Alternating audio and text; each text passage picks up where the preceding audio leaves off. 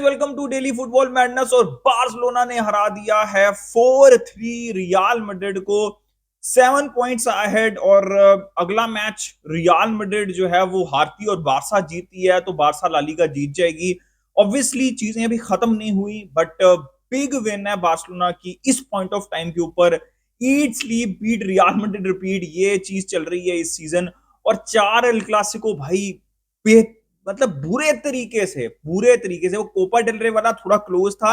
आज की score line आपको क्लोज लग रही होगी 4-3, बट गेम प्ले के अंदर जो मैच के अंदर हो रहा था it was not close at all. Mbappe ने इमेजिन करें हैट्रिक मारी है और real Madrid was clueless in this match. Mbappe के हैट्रिक के बावजूद real Madrid was clueless in this match.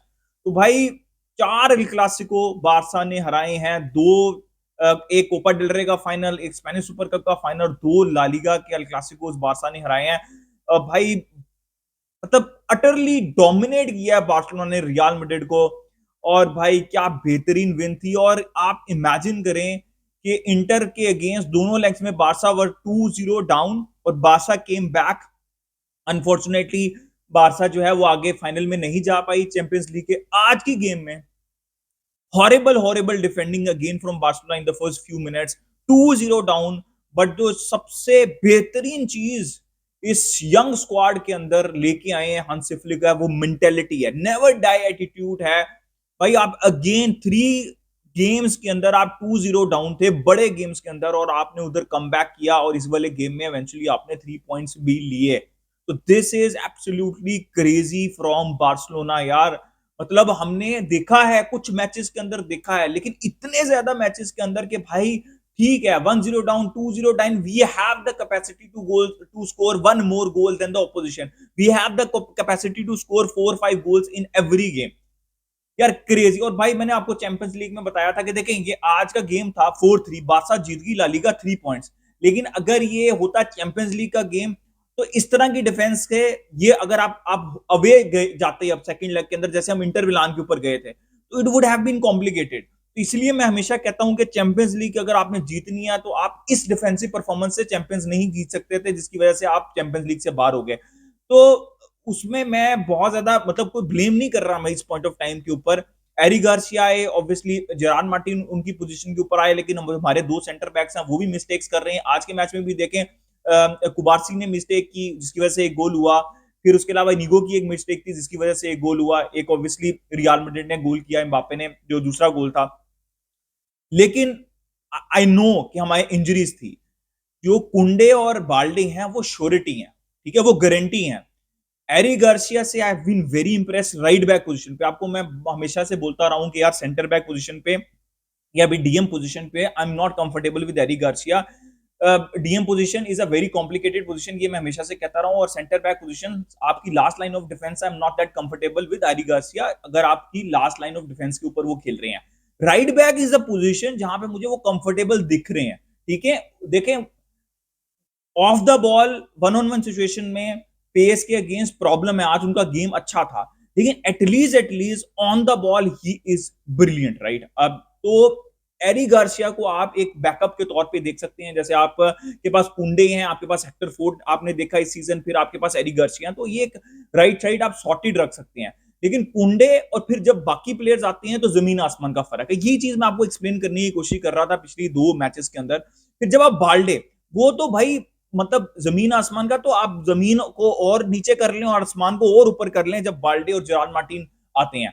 मैं आपको बार बार ये चीज एक्सप्लेन करने की कोशिश करता हूं कि देखें जेरार्ड मार्टिन ने 45 मिनट्स बहुत अच्छे खेले और एक वो 20th प्लेस टीम के अगेंस्ट भी मैच बहुत अच्छा खेला, लेकिन जेरार्ड मार्टिन बॉल के ऊपर कंफर्टेबल नहीं है। आप पहले हाफ के अंदर देखें, पिछले मैच के भी और इस गेम के भी, जब तक वो खेल रहे थे, एक उन्होंने शूट मार दी, ठीक है, वो बड़ी क्लोज थी गोल के ऊपर, ठीक है, ब्रिलियंट 2 असिस्ट भी दे दिए उन्होंने पिछले गेम के अंदर।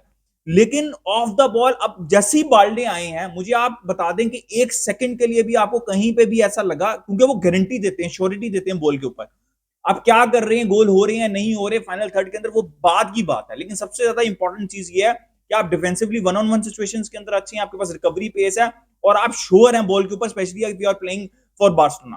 तो आपको बाल्डे जब पिच के ऊपर आए, आपको लेफ्ट हैंड साइड के ऊपर स्मूथनेस दिखी, वो जेरार्ड मार्टिन से नहीं दिखती। मैं उनको क्रिटिसाइज नहीं कर रहा, मैं अब आपको अगले सीजन के पर्सपेक्टिव से भी समझा रहा हूं कि हमें एक अच्छी रिप्लेसमेंट चाहिए बाल्डे की, क्योंकि अगर हमारे पास एक अच्छी रिप्लेसमेंट होती बाल्डे की तो हम डिफेंसिवली इतना शायद इतना ज्यादा एक्सपोज ना होते जितना हम पिछले 3 गेम्स के अंदर हुए हैं। हैविंग सेड दैट, हमारे सेंटर बैक्स अब क्या है, वो भी गलतियां कर रहे हैं। पिछले मैच में भी गलती थी, उससे पिछले मैच में भी गलती थी, और मैंने आपको बोला था, देखिए अराहो आए, उन्होंने भी गलती की, लेकिन मैंने आपको पिछले मैचेस में बोला था कि बारसा अराहो के बगैर भी डिफेंसिवली अच्छा नहीं खेल रहे, और आज के मैच में तो अराहो आए ही नहीं, उन्होंने येलो कार्ड ले लिया था, उसके बाद आई गेस शायद हांसी फ्लिक ने अपना माइंड चेंज कर लिया, और क्रिस्टनसन का अच्छा गेम था इन माय ओपिनियन।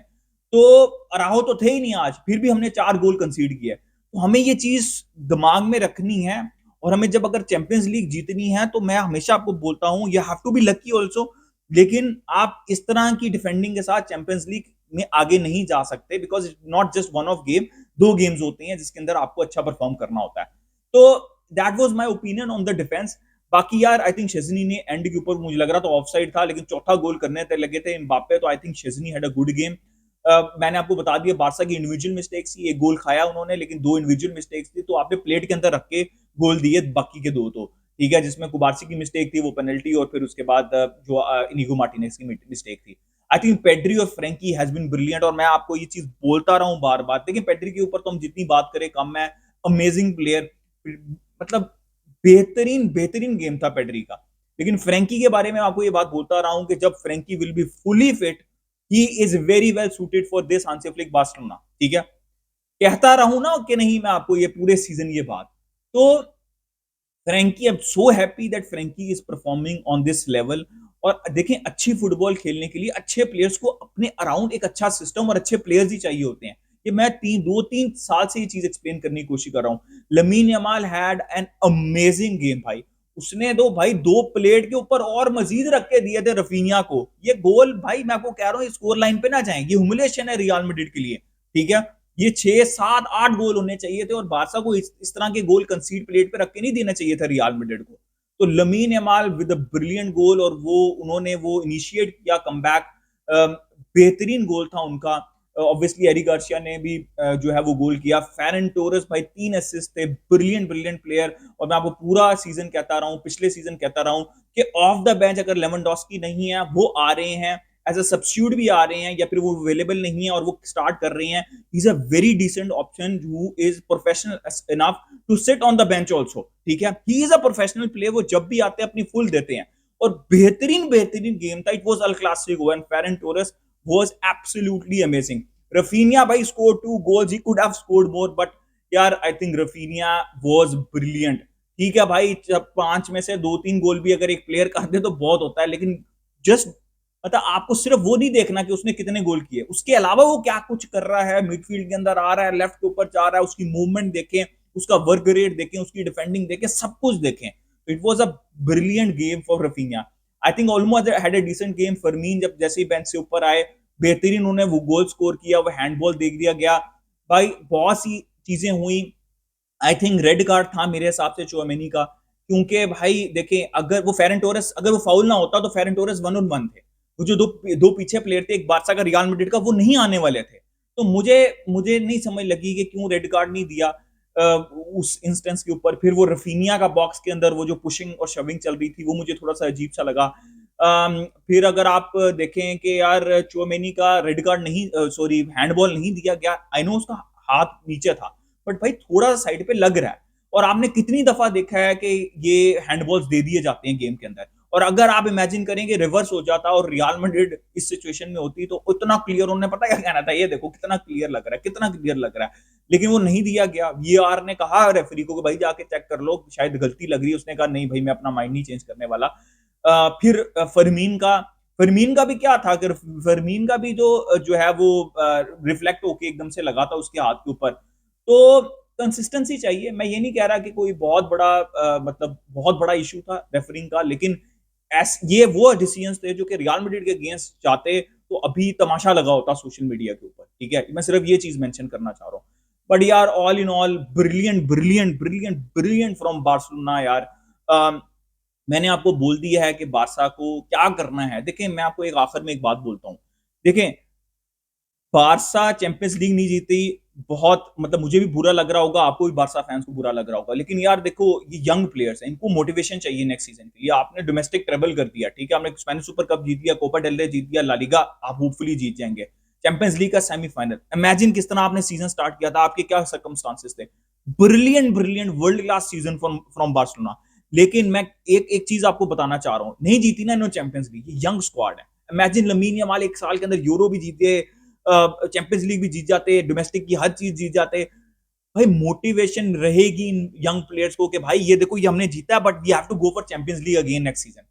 तो इस तरह लेना चाहिए इन प्लेयर्स को, और आई एम वेरी श्योर कि हांसी फ्लिक इसी तरह प्रेजेंट करेंगे प्लेयर्स को कि भाई सब कुछ जीत लिया तुमने, लेकिन चैंपियंस लीग के अंदर वो जो आखिरी पुश था ना, वो हम रह गए, और उसको हमने अचीव करना है नेक्स्ट सीजन। ये हमारी मोटिवेशन है नेक्स्ट सीजन के लिए। भाई brilliant performance from Barcelona, brilliant mentality. अपना ओपिनियन दे in the comment section, like कर दिया, सब्सक्राइब कर दिया। मिलते हैं नेक्स्ट वीडियो में। बिस्कल बारसा, कम ऑन।